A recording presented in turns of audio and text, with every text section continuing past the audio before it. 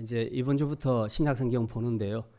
맨 앞에 펴면 마태, 마가, 누가, 요한, 이제 흔히 사복음서라고 그렇게 얘기합니다. 사복음서를 차례대로 이제 보통 읽잖아요. 읽는데 사실 이 사복음서는 이렇게 따로따로 썼기 때문에 네 기자가 따로 썼기 때문에 서로 일치하지 않는 그 순서상 일치하지 않는 부분들이 있습니다. 그래서 사실은 이게 시간적 순서, 사건 순서를 따라 기록된 것이 아니고 그냥 사건 따라 기록을 했기 때문에 때로는 순서가 바뀌어서 기록이 될 수가 있습니다. 예를 들면 마태복음에 보면 예수님께서 제자들에게 이제 그 바닷가에서 고기 잡는 어부 또 이 손질하는 어부들을 그물을 손질하는 어부들을 불러서 나를 따르라 하니까 그냥 던져놓고 따라오잖아요. 그래서 어떻게 지금 처음 본 분이 저렇게 말하는데 따라갈 수 있을까? 이제 좀 의아한 생각이 들 수 있습니다. 그래서 어떤 분들은 이게 믿음이다. 처음 본 사람이 오라 해도 가는 게 믿음이다. 이렇게 얘기하는데 사실은 전혀 그렇지 않고요. 그 전에 예수님하고 만났습니다. 이제 그런 것들이 다른 복음서에 기록이 돼 있어요. 근데 이게 순서대로 돼 있지 않으니까 읽는 순서대로 가다 보니까 그냥 처음 부른 분, 낯선 분 이야기를 듣고 따라간다. 믿음이 아주 훌륭하다 이렇게 생각하는데 전혀 그것이 아니라는 겁니다. 그래서 사복음서를 읽을 때 시간 순서대로 읽는 것이 되게 중요한데요. 이렇게 정리를 해놓은 책들이 있습니다. 그래서 몇 년 전에 저희가 이제 그것을 시간 순서로 읽는 사복음서를 직접 책으로 나눠 드렸는데 아마 그 이후에 우리 교회에 오신 분들은 이제 없을 겁니다. 추가로 이제 더 이렇게 만들 수 있는지 제가 알아볼 수는 있는데 그거 없더라도 여러분이 매주 주보에 이번 주 읽을 내용하고 이제 가이드를 해드리니까 그거 따라서 읽으시면 똑같습니다. 그렇게 읽으시면 되겠습니다. 자, 이제 사복음서를 우리가 읽게 될 것인데 초반부를 읽게 될 것인데 사복음서 끝날 때까지 사복음서를 이렇게 조금 정리하듯이 그림으로 그리듯이 쉽게 읽을 수 있는 그런 방법은 없을까? 이제 그것을 좀 소개하려고 합니다. 사복음서 안에는 그 두 가지의 축이 있습니다. 그 축을 잘 기억하면 됩니다. 수학에서는 뭐 이것을 뭐 X좌표, Y좌표 그렇게 얘기하는데 그러면 더 머리 아프고요. 뭐 그렇게 이해하셔도 좋고 그거보다는 시간의 흐름에 따라 예수님의 행적을 쫓아간 X좌표에 그냥 그런 좌표가 있습니다. 그런 축이 있고요. 하나는 공간입니다. 공간의 이동. 예수님께서는 크게 예를 들면 막 우리가 성경에서 보면 여기도 가시고 저기도 가시고 그래서 여기서 환자 낫게 하고 저기서 귀신 쫓아내고 또 다시 이 동네에 가서 죽은 자를 살리고 막 복잡하게 예수님의 행적이 복잡한데 그걸 다 정리해 보면 거의 두 가지로 요약이 됩니다. 하나는 북부 갈릴리 바다 나사렛을 포함한 갈릴리 쪽의 사역이고 하나는 예루살렘 중심의 사역입니다. 많이 움직였어도 거의 이 둘에서 왔다 갔다 하십니다. 이제 그걸 보시면 되고 시간의 흐름으로 봤을 때는 예수님의 공생애는 몇 년이죠? 기간이 3년쯤 됩니다. 공생애가 뭔지 모르시는 분 사생애는 예수님의 사적인 생애입니다. 그래서 30세 이전에 예수님의 성장 과정에 관한 것들을 기록한 것이 많지는 않지만 있지요. 그 성경이 주목하는 것은 예수님의 공생애입니다. 공생애는 이 기간 동안 예수님이 공적으로 복음을 증거하신 시대라는 겁니다. 이제 공생애가 3년인데 이 3년 안에 해마다 유월절 절기가 있지요. 그래서 3번 있다고 보여지는데 첫 출발에 또 마지막에 예수님께서 유월절 지나고 십자가에 돌아가셨으니까 유월절 횟수는 4번 있다고 봅니다. 3년 공생애에 4번의 유월절이 있는데 이 유월절이 축이 되는 겁니다. 그래서 마태복음, 마가복음, 누가복음, 요한복음을 읽을 때 어떤 사건이 있으면 이 사건이 어느 시기에 해당되는가 그냥 봐서는 알 수가 없어요. 그래서 보면 유월절 후에 이런 표현들이 나옵니다. 또 유월절을 지내려고 하는 표현들이 나오는데 자, 그걸 보면서 이게 몇 번째 유월절과 몇 번째 유월절 사이에 있는 것인가를 보게 되면 대충 어느 시점에 있다 하는 것을 알 수가 있습니다. 그래서 이 시간의 흐름에 따른 예수님의 행적을 보는 것과 또 공간 이동, 북부 갈릴리와 남쪽 예루살렘을 이동한 이 부분을 이제 두 개의 축으로 보면서 이 공간 복음서를 읽게 되면 대충 이 그림이 이렇게 돌아가는구나 하는 것을 이제 우리가 알게 됩니다. 그런데 오늘은 예수님의 공생애를 시작하기 전에 사생에 관한 건데요. 여러 가지 이야기 있습니다만 그 중에 하나가 세례 요한의 이야기입니다.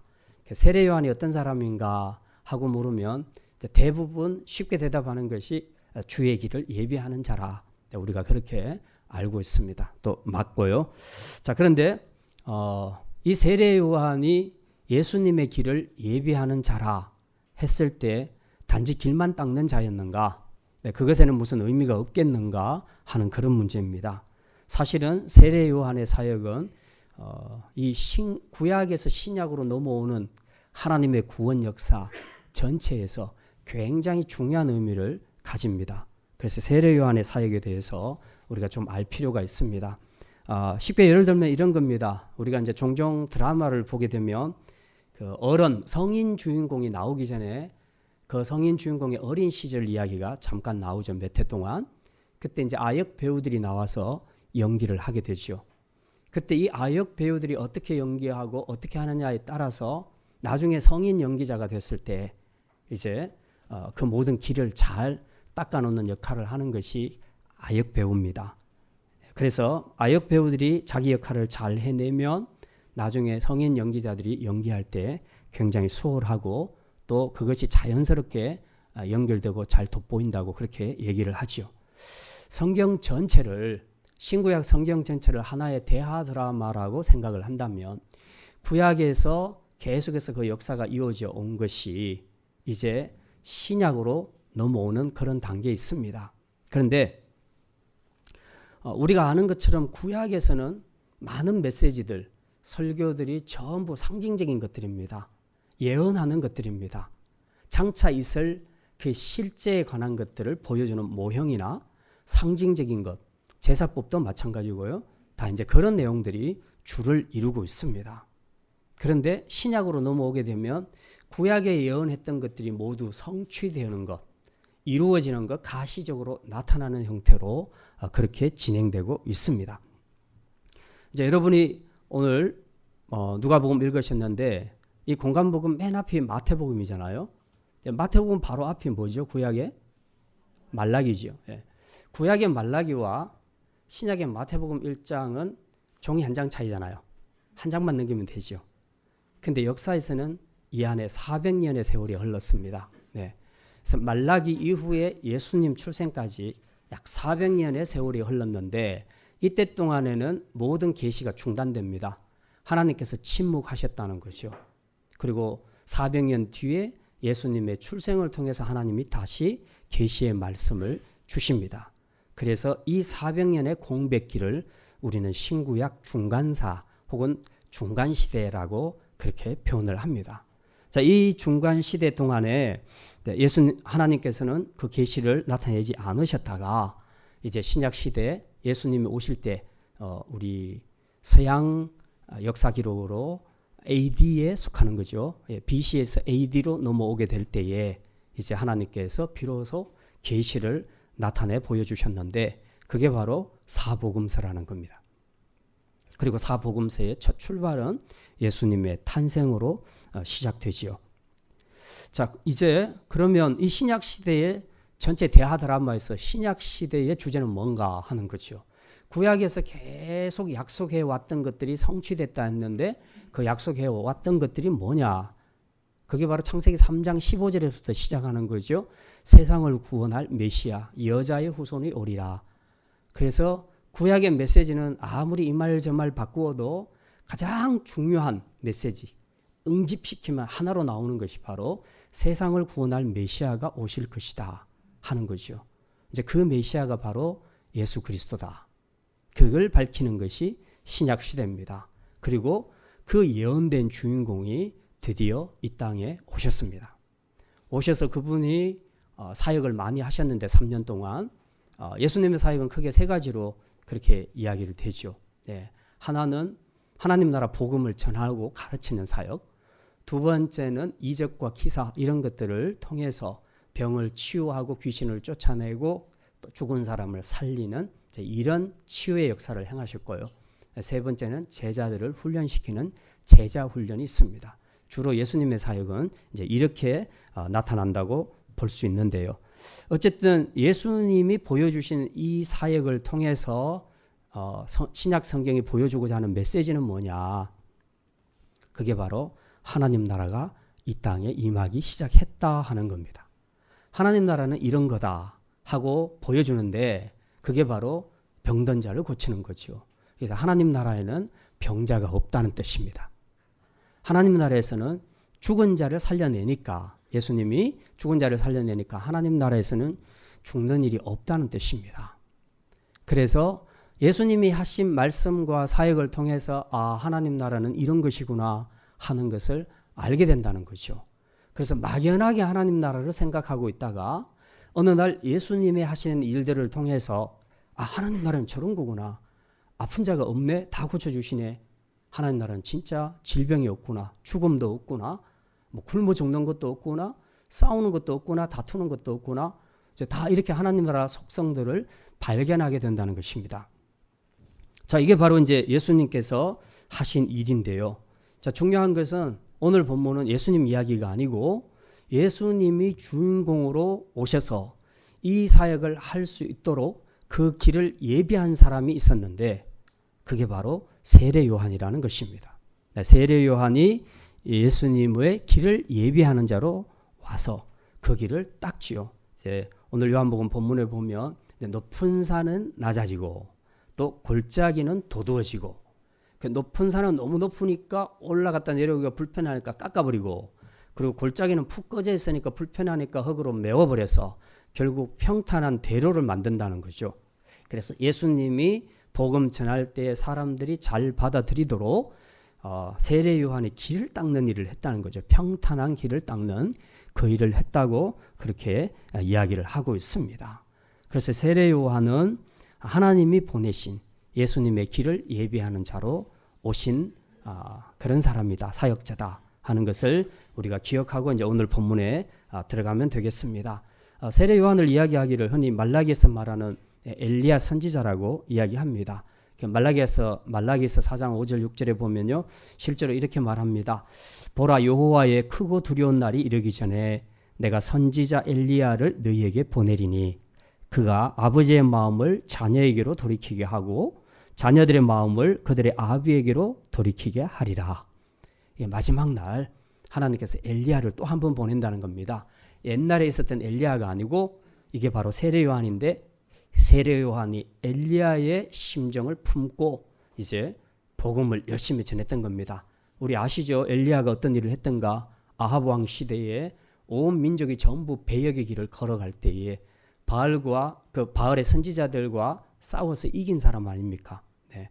그러니까 이 우상 범죄나 죄에 대해서 참을 수 없는 이런 영적인 그런 열정을 가지고 분노를 가지고 사람들에게 복음을 세례 요한이 전했다. 지금 그런 얘기입니다. 그런 의미에서 세례 요한을 엘리야라 그렇게 표현합니다. 자, 그러면 세례 요한이 예수님의 길을 예비하는 자라 했는데 길을 예비하는 자에게 꼭 필요한 세 가지가 있습니다. 하나는 뒤에 올 주인공을 본인 스스로가 사역을 잘 이해해야 합니다. 주인공이 와서 무슨 사역을 할 것인가를 본인이 알고 그 길을 닦는 사람이 그 사역을 이해한 상태에서 그 일을 해야 된다는 겁니다. 엉뚱하게 길을 닦으면 안 된다는 거죠. 두 번째는 주인공이 전할 메시지와 동일한 메시지를 전해야 된다는 겁니다. 장차 올 분은 A라는 메시지를 전하는데 자기는 B라는 메시지를 전하면 안 된다는 거죠. 대통령이 대사를 보내면 대사가 나가서 외국에서 이야기할 때 자기 말 함부로 하면 안 되죠. 함부로 하다가 문제된 경우들이 몇 번 있지 않습니까? 그러면 안 되고 항상 정부의 입장, 대통령의 입장을 그대로 전달하는 사람이 되어야 된다는 거죠. 자, 그리고 마지막으로는 자신이 주인공이 되지 않도록 해야 된다는 것입니다. 자기는 보냄을 받은 대사지 대통령이 아니지요. 그러니까 절대로 자기가 주인공이 되는 일은 없도록 해야 된다는 것입니다. 자, 이제 이런 세 가지 관점에서 예수님의 길을 예비했던 세례 요한의 사역, 그리고 그 사역의 의미가 무엇인지 오늘 많은 말씀들이 있지만 그 중에 두 가지 말씀 생각하려고 합니다. 첫째는 참된 회개를 통해서 복음을 받도록 길을 예비했다는 것입니다. 한번 따라합시다. 참된 회개를 통해 복음을 받도록 길을 예비했습니다. 오늘 본문 누가복음 3장 3절 그리고 마태복음 3장 2절에 보면요. 세례 요한이 전한 메시지는 간단했습니다. 회개하라 천국이 가까웠느니라. 이 메시지를 전가했습니다. 무슨 말입니까? 이제 하나님 나라가 가까이 왔다는 거죠. 예수님이 지금 곧 오신다. 무대에 등장하신다는 거죠. 그분이 오시면 하나님 나라가 같이 온다는 겁니다. 왜? 그분이 하나님 나라 왕이시니까. 그리고 실제로 그분이 오셔서 하나님 나라가 어떤 것인지를 사역을 통해서 다 보여주고 있지 않습니까? 이제 하나님 나라 가까웠으니 너희들이 결단하라는 거죠. 이제 어떻게 할 거냐? 하나님 나라 들어갈래? 안 들어갈래? 이걸 결단해라. 그럼 들어가고 싶다면 어떻게 하라? 죄를 회개하라. 죄를 회개하지 않는 자는 하나님 나라에 들어갈 수 없다. 지금 그 이야기를 하는 것입니다. 그래서 회개해서 하나님 나라 백성이 되고 또 회개에 합당한 열매를 맺으라. 그렇게 전하고 있습니다. 세례 요한이 메시지를 전할 때 잘 받는 사람도 있었는데 잘 안 받는 사람들도 있었습니다. 주로 어떤 사람들입니까? 종교 지도자들, 바리새인들, 서기관들 이런 사람들이 주로 안 들었죠. 근데 사실 이 사람들이 종교계에서는 가장 높은 자리에 있었던 사람입니다. 어떻게 보면 가장 예수님을 잘 믿어야 될 사람들이었어요. 그런데도 불구하고 그들은 이 세례 요한의 복음을 또 예수님이 전한 복음을 받지 않았습니다. 그래서 그들은 참된 회개를 하지 않고 그냥 세례만 받고 형식적으로 신앙생활을 했다는 것입니다. 그래서 세례 요한은 그들을 향해서 말하죠. 회개에 합당한 열매를 맺으라. 그렇지 않으면 도끼가 나무 뿌리에 놓였으니 누구든지 열매 맺지 않는 자들마다 찍혀서 불에 던지리라. 그렇게 이야기하고 있습니다. 그러면 이제 세례 요한이 말하는 참된 회개가 뭔가? 참된 회개는 형식이 아니라 말이 아니라 내면의 변화를 통해서 외적인 행동의 변화까지 나타나는 것을 참된 회개라고 말합니다. 사실은 이제 우리가 신앙생활할 때 제일 많이 쓰는 용어가 회개거든요. 회개 다 했습니까? 회개했습니다. 근데 그 다음날 보면 또 똑같이 살고 그러면은 이 회개가 진정한 회개냐 아니냐 이제 좀 생각해 볼 여지가 있는 거 아닙니까? 물론 꼭 아니다고 볼 수는 없죠. 회개는 했고 그 다음날은 또 별도로 죄 지었으니까 그 다음날 또 별도 회개하면 되겠죠. 맞기는 맞는데 오늘 세례 요한이 말하는 것은 너희들이 정말 회개했다면 중심으로 하나님 앞에 참된 회개를 했다면 회개 열매를 보여라. 열매를 보여라. 지금 그렇게 이야기하고 있습니다. 이제 이렇게 말한 이유는 유대인들은 우리가 알다시피 자신들이 아브라함의 자손이라는 이유 하나만으로 자신들은 이미 하나님 나라 백성이 된 것으로 착각하고 있었습니다. 그런데 세례 요한이 와서 말합니다. 천국은 구원의 조건은 그렇게 들어가는 것이 아니다. 그렇게 들어가는 것이 아니고 내적으로 변화가 일어나야 된다. 즉 말씀 앞에 본인이 정말 죄인이라는 것을 깨닫고 회개해야 된다.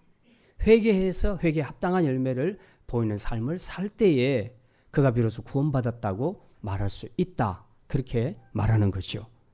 그래서 실제로 세례 요한은 사람들에게 말로의 회개만 강조한 것이 아니라 삶에서 진정한 회개 열매가 무엇인지를 구체적으로 보여라. 그래서 사람들이 와서 묻습니다. 그럼 뭘 어떻게 하면 될까요? 그러니까 그러면 이렇게 해라 라고 가르쳐주는 내용이 오늘 본문 누가복음 3장 10절부터 나옵니다. 이제 세 가지 내용이 나오죠. 10절에 보면 무리가 묻습니다. 그러면 우리가 뭘 할까요? 그랬더니 세례 요한이 11절에 대답합니다. 11절 말씀 우리 같이 읽겠습니다. 대답하여 이르되 옷 두 벌 있는 자는 옷 없는 자에게 나눠줄 것이요 먹을 것이 있는 자는 그렇게 할지니라. 일반적인 백성들의 삶에서 나는 있고 저 사람이 없어 지금 힘들어하고 고통받고 있고 생존의 위기를 느끼고 있을 때에 그걸 나눠주는 것. 이게 진짜 회개에 합당한 열매를 맺는 삶이다. 그렇게 얘기하고 있습니다. 자, 두 번째로 세리들도 와서 물어요.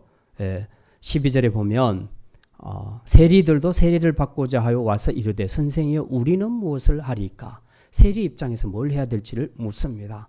우리 잘 아시죠? 당시의 세리는 굉장히 욕을 많이 얻어먹는 직업이었습니다. 왜냐하면 로마의 압제 아래에서 로마가 앞잡이로 세운 사람들이 세리였어요. 그래서 자기들이 직접 세금을 거두기가 불편하니까 앞잡이를 세워가지고 네가 대신 거둬라 그렇게 얘기하죠. 거두는 과정에서 정당하게 거두지 않고 더 많이 받아서 일부는 자기 주머니에 넣고 나머지는 로마 정부에 바쳤던 겁니다. 이 일을 하는 사람들이 세리였어요. 이제 이 세리들이 세례 요한의 메시지를 들으면서 지금 뭔가 가슴에 찔리는 것이 있었습니다. 그래서 묻지요. 우리는 무엇을 했으면 좋겠습니까? 13절 말씀 같이 읽습니다. 이르되 부과된 것 외에는 거두지 말라 하고. 예. 당시의 세리는 지금의 세무서에서 매기는 거하고는 좀 달랐죠. 예.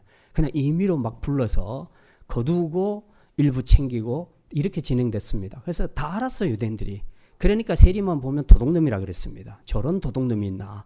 그리고 민족 배신자라고 그렇게 했죠. 예. 굉장히 세리들도 힘들게 살았습니다. 예. 자, 그런데 그들이 만약 세례를 받고 세례 요한의 말씀을 듣고 진짜 회개를 했다면 이제부터 어떻게 살아야 될 것인가? 아주 간단하죠. 부과된 것 외에는 거두지 마라. 로마 정부에서 그냥 10만 원 거두라 했으면 10만 원만 거둬라. 그리고 봉급은 거기서 받아라. 근데 왜 동족의 피를 빼앗느냐? 지금 그런 거죠. 자, 그 다음에 이제 군인들에게 말합니다. 군인들이 묻습니다. 14절 말씀 우리 같이 읽습니다. 군인들도 물어 이르되 우리는 무엇을 하리까 하며 이르되 사람에게서 강탈하지 말며 거짓으로 예, 군인들이라는 것은 무기를 가지고 있기 때문에 무력을 제일 많이 사용할 수 있는 가능성이 높습니다. 예, 무력을 가지고 어떤 형태로든 자기가 원하는 것을 강탈할 가능성이 크지요. 그리고 당시 군인들의 봉급도 그렇게 많지 않았습니다. 그러다 보니까 군인들이 자주 이 군인의 지위를 이용해서 많은 사람들을 강탈하는 그런 일들이 있었습니다. 그래서 세례 요한이 이렇게 말하죠. 구체적으로 너희들은 이제부터 사람에게 강탈하지 말라. 거짓으로 고발하지도 말라. 그리고 받는 급여, 봉급이 좀 적더라도 그거 갖고 수준에 맞춰서 살아라. 도둑질하지 말라. 탐욕을 부리지 말라. 지금 그렇게 말하고 있는 겁니다. 결국 이 복음이란 것은 그렇습니다.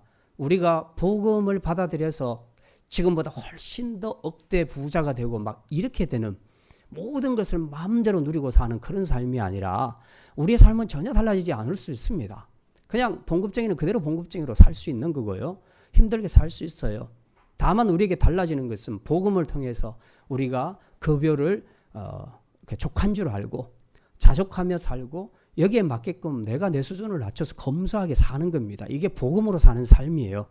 근데 많은 사람들은 예수 믿고 복음 받으면 막 떼부자가 되고 막 그렇게 될 것으로 생각을 한다는 거죠. 근데 이거 자체가 복음의 본질이 달라진다는 것입니다.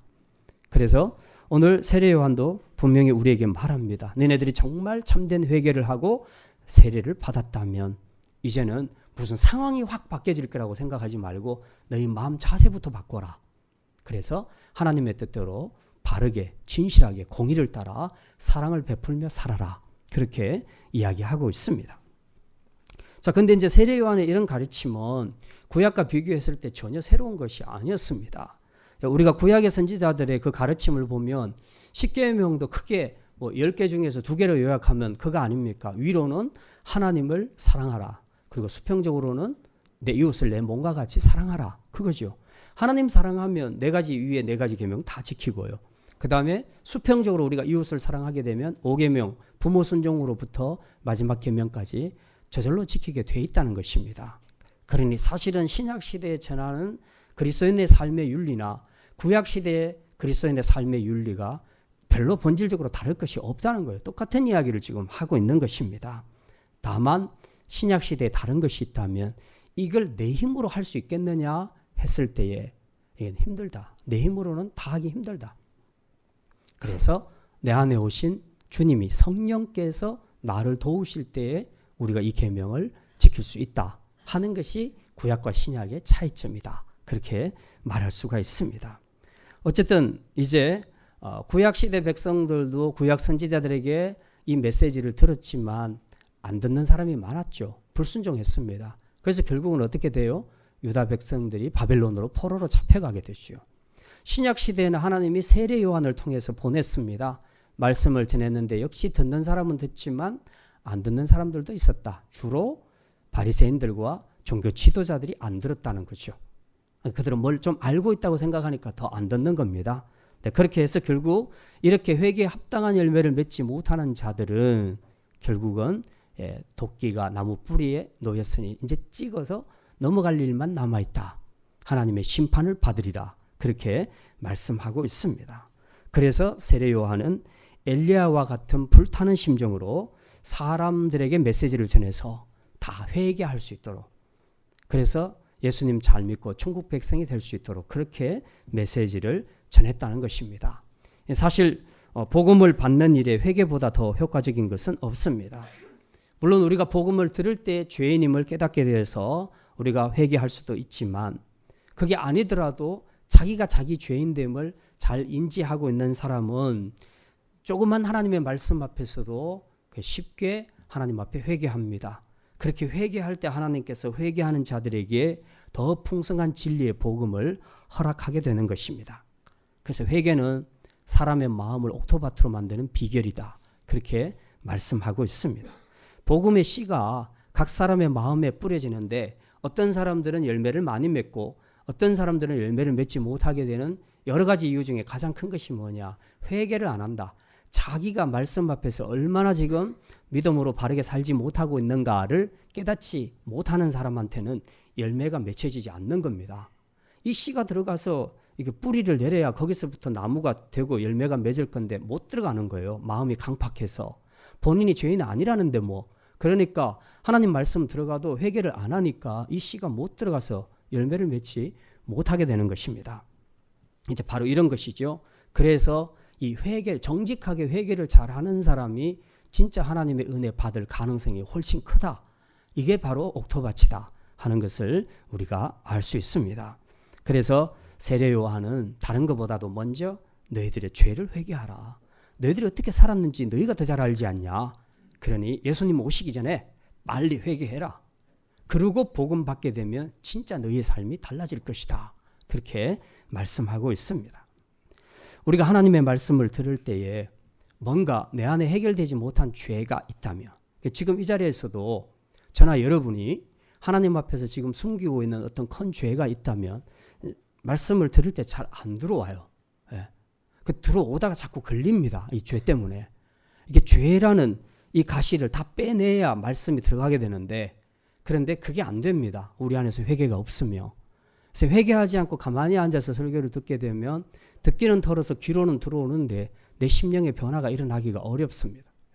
이제 그런 점에서 우리가 예배하기 전에 또 기도에 참석하기 전에 하나님 앞에 말씀을 통해서 그 말씀의 은혜를 받을 수 있도록 먼저 회개하는 일이 필요합니다. 그래서 우리 대표기도 하시는 분들이 항상 맨 먼저 하는 것이 회개하죠. 예. 우리 모두가 다 마찬가지라는 거죠. 일주일 동안 살면서 우리가 어떤 형태로든 죄를 지었을 거 아닙니까? 이제 그런 것들을 고백함으로써 내가 씻김을 받은 상태에서 말씀을 받게 될 때에 이 말씀의 역사가 내 안에 훨씬 더 풍성하게 힘있게 나타날 수 있게 된다. 그런 말씀입니다. 그래서 우리가 오늘 세례 요한이 주의 길을 예비했던 이 사역이 그냥 2000년 전에 있었던 사역이다. 나하고는 별로 관계없지 않냐. 왜? 세례 요한은 예수님의 길을 닦았지. 나하고 무슨 관계가 있냐.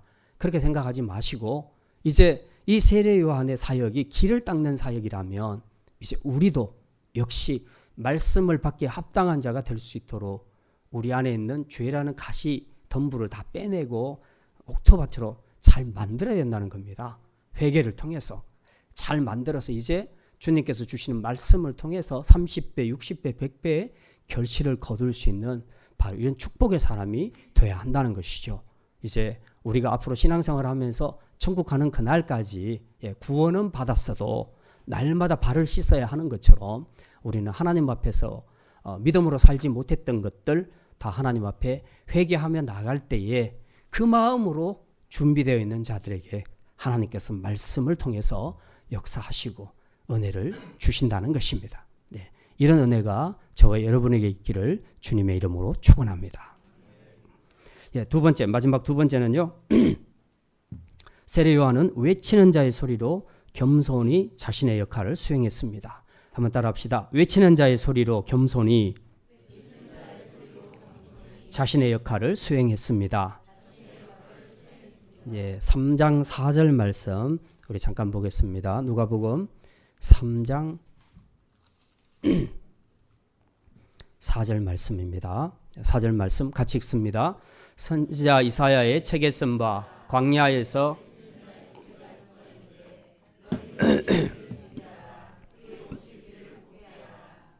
예, 이 말씀은 이사야 40장 3절을 인용한 건데요.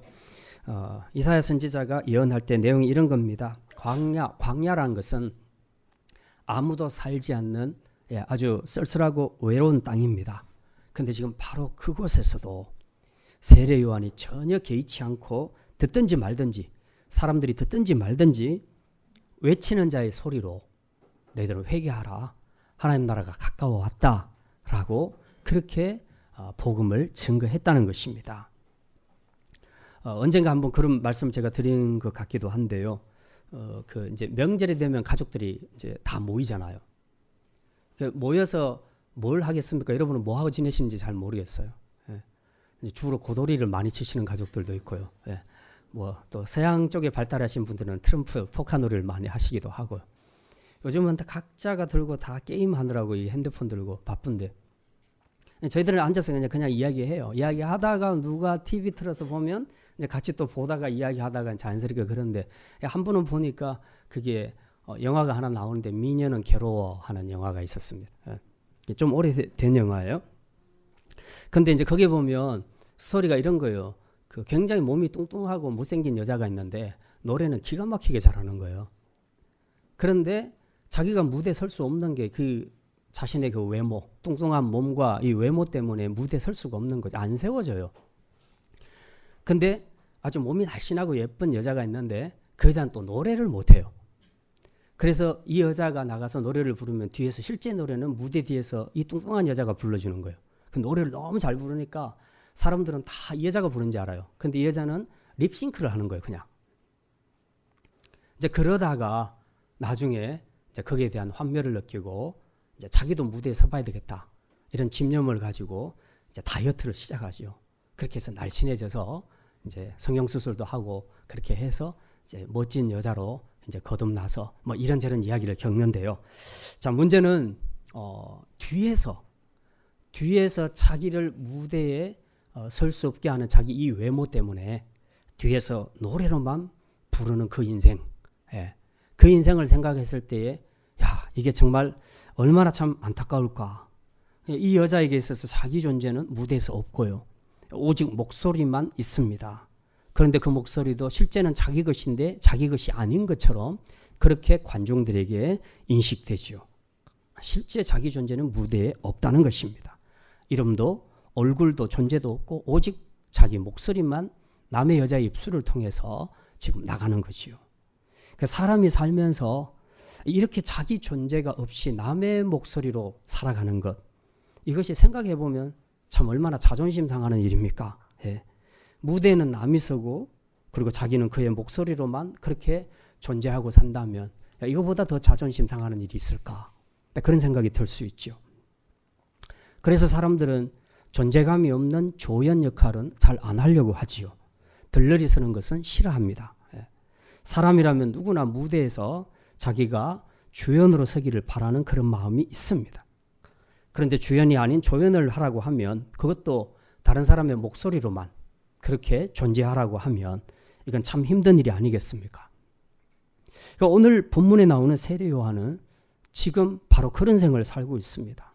자신이 아닌 그리스도의 소리, 외치는 자의 소리, 그 소리로 살도록 부름을 받았다는 것입니다. 인간적으로 생각하면 좀 자존심 상하는 일이죠.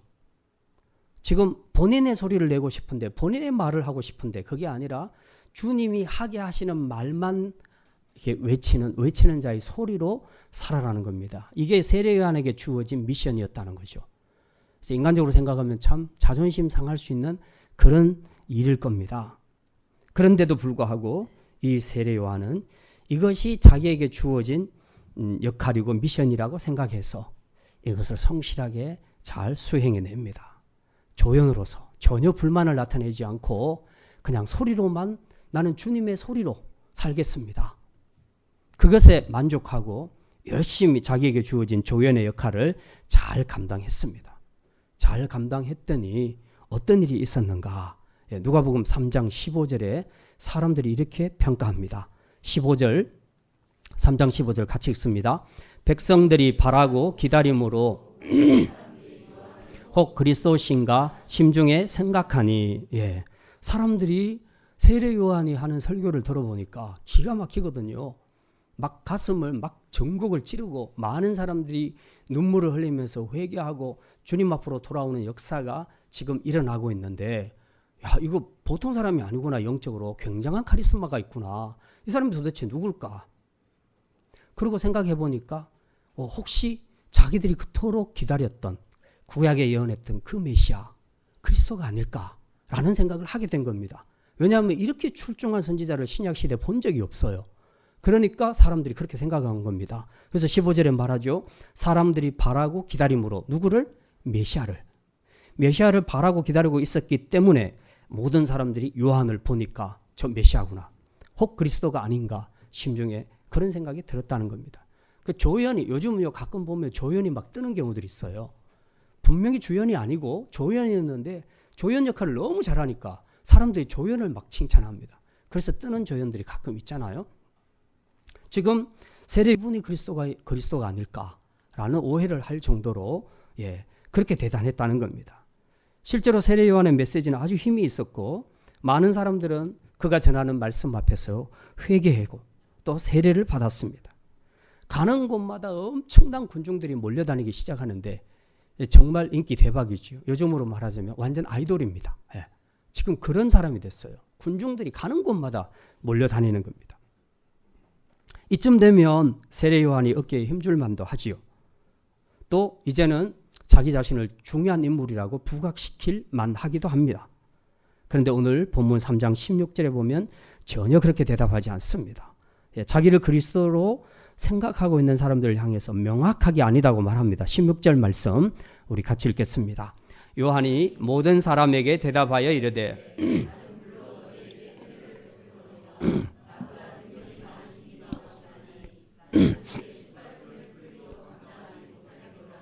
그는 성령과 불로 너희에게 세례를 베푸실 것이요. 이 세례 요한의 선포는 뭐냐 하면 나는 주인공이 아니다는 겁니다. 주인공은 예수님이다. 내 뒤에 오실 분, 그분이 주인공인데 그분하고 나하고는 너무 차이가 많이 나서 나는 그분의 신발끈도 못 풀겠다. 그 정도로 나는 별 볼 일 없는 존재다. 지금 그렇게 얘기합니다. 그러면서 자신은 오직 주의 길을 예비하는 자요 광야에서 외치는 자의 소리라 그렇게 말하고 있습니다.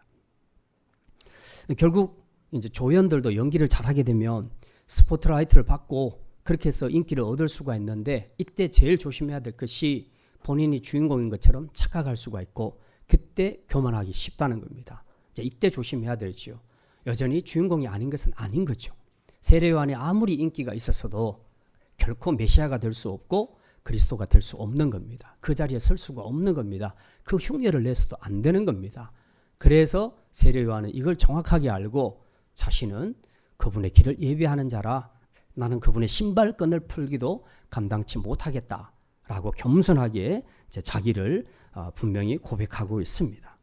우리가 교회 사역을 하면서 가끔 오류를 범하는 것이 자신의 사역에 대해서 이제 인정받기도 하고 사람들의 칭찬을 받기도 할 때에 그때 자기가 같이 높아지는 경향들이 있습니다. 그래서 이제 그 다음부터 스스로 자기를 막 드러내고 그렇게 할 때가 있습니다. 근데 사역에서 사역자가 자기를 드러내기 시작하면 그때부터 예수님은 드러나지 않게 됩니다. 사역에서 제일 우리가 조심해야 될 부분이 바로 이것입니다. 오늘 세례 요한은 과감하게 자신에게 온 사람들조차도 그리스도에게 다 넘기면서 이렇게 표현합니다. 우리 요한복음 3장 잠깐 보겠습니다. 요한복음 3장요. 3장 30절입니다. 요한복음 3장 30절 찾았으면 같이 읽습니다. 그는 나는 쇠하여야 하리라. 여기 보니까 그는 흥하여야 하고 나는 쇠하여야 하리라. 우리가 하나님 나라 사역을 할 때 꼭 기억해야 될 것이 그겁니다. 사역에서 물론 하나님 나의 은사도 사용하시고 나의 열정과 그리고 나의 모든 것을 다 사용하십니다. 그리고 나도 충성을 다 하지요. 그럼에도 불구하고 우리가 이 사역에서 나타나는 그 풍성한 열매들을 보면서 내가 한 것처럼 그렇게 하지 말라는 겁니다. 모든 사역의 주인공은 주님이 되어야 된다는 겁니다. 그래서 우리는 열심히 해놓고도 맨 마지막에 어떻게 고백합니까? 주님이 하셨습니다. 이렇게 고백을 하는 거죠. 이 말은 그냥 내가 양보할게요. 주님이 칭찬받으세요. 이런 뜻이 아니에요. 실제로 내가 한 것 같으나 주의 성령께서 나를 도와주셨기 때문에 주의 은혜로 인도하셨기 때문에 이 결과가 나왔다고 나는 그렇게 믿습니다. 절대로 내 인간적인 힘과 의지와 능력으로는 될 수 없습니다라는 것을 고백하는 거죠. 그래서 이 전체를 인도하시고 또 만들어 가신 분이 하나님이시니까 그냥 하나님이 하셨습니다. 주님이 하셨습니다. 이렇게 고백을 하게 된다는 것이죠. 결국 우리가 하나님 나라 사역을 할 때 조심해야 될 것이 이것입니다. 만약 사역에서 자꾸 나를 드러내게 되면, 내가 흥하게 되면 예수님은 쇠하게 되고 예수님은 없어지게 됩니다. 그냥 나만 남습니다. 나만 남으면 되게 좋을 것 같죠. 사람들에게는 혹 인정받을지 모르겠지만 하나님 앞에서는 전혀 아니올시답니다. 하나님은 일꾼들이 열심히 일해놓고 마지막에는 나는 무익한 종이라 그냥 종으로서 할 일을 했을 뿐입니다 라고 고백하는 사람에게 하나님께서 상 주신다는 것입니다. 그래서 우리가 세례 요한처럼 하나님 앞에서 섬기는 사역을 할 때마다 항상 내가 높아지지 않도록, 나를 드러내지 않도록, 내가 흥하지 않도록 해야 합니다. 오직 이 사역을 통해서 주님이 흥하고 주의 이름이 나타나고 주께서 영광 받을 수 있도록 하는 바로 이런 마음의 자세가 꼭 필요하다는 것입니다. 그래서 우리는 오늘 이 시대에도 주님 나라 사역을 하면서 나는 주의 복음을 사람들이 알도록 단지 외치는 자의 소리다, 이런 생각을 가지고 우리가 사역을 한다면 틀림없이 우리의 섬김을 통해서 주의 이름이 높임받고 또 하나님께서는 거기에 상응하는 여러 가지 상급을 주실 줄 믿습니다. 이제 말씀을 마칩니다. 종교적인 생활은 요령껏 잘 할 수 있습니다. 기도도 할 수 있고 전도도 할 수 있고 또 교회에서 여러 가지 일로 섬길 수 있습니다. 종교적인 생활은 오래 할수록 능숙하게 요령껏 잘 할 수 있습니다. 그러나 진짜 그리스도인이냐 했을 때는 조금 다른 문제입니다. 진짜 그리스도인은 일상적인 종교 생활을 잘 하는 사람이 아니라 말씀 앞에서 진정으로 회개하고 삶에서 열매를 맺는 사람이다. 그것을 진짜 그리스도인이라고 말합니다. 그래서 먼저 예배 때마다 기도 때마다 이제 우리 자신의 삶을 돌아보면서 우리의 모든 지나온 날의 죄를 회개하는 그런 회개의 사람이 되시기를 바랍니다. 그리고 우리의 삶에서 하나하나 회개의 열매를 실제로 보여줄 수 있는 그런 믿음의 사람이 되시기를 바랍니다. 또 하나 그리스도인은 모두 세례 요한처럼 외치는 자의 소리로 부름을 받았다는 것을 우리가 꼭 기억해야 합니다. 생명의 복음을 전해서 많은 사람들이 듣도록 외치는 자의 사명을 감당해야 할 것입니다. 무엇보다도 이런 복음 전파나 교회를 섬기는 사역에서 내가 주인공이 아니라 반드시 주님이 주인공이 되도록 주인공이라는 사실을 드러내고 또 그분의 이름을 드러내기 위해서 나는 죽고 주님이 사는 이 복음의 삶이 우리 안에 먼저 이루어져야 한다는 것입니다. 이런 마음으로 우리가 세례 요한처럼 섬기게 될 때에 정말 우리의 복음 전거를 통해 우리의 삶을 통해 많은 사람들이 주님 앞으로 돌이키게 되는 이런 축복의 역사가 있기를 주님의 이름으로 축원합니다. 기도합니다. 하나님, 오랫동안 종교 생활을 해오고 있지만 혹시라도 바리새인들처럼 참된 회개는 하지 않고 형식적인 삶에만 몰두함으로 삶에서 회개에 합당한 열매를 맺지 못하고 살아가고 있는 것은 아닌지 우리가 다시 한번 돌아봅니다. 이제 말로서의 회개가 아니라 진실한 회개를 통해 삶에서 회개에 합당한 열매를 보여줄 수 있는 복된 성도들 되게 하여 주시옵소서. 또한 세례 요한처럼 우리 모두 외치는 자의 소리로 부름받았음을 생각하고 이 복음의 증거와 삶을 통해 내가 아닌 주님과 주의 이름을 드러낼 수 있도록 나는 죽고 주님이 사는 삶으로 많은 영혼들을 주님께로 돌이키는데 귀하게 쓰임 받을 수 있는 복된 성도들 되게 하여 주시옵소서. 감사드리며 이 모든 말씀 우리 주 예수 그리스도의 이름으로 기도드립니다. 아멘.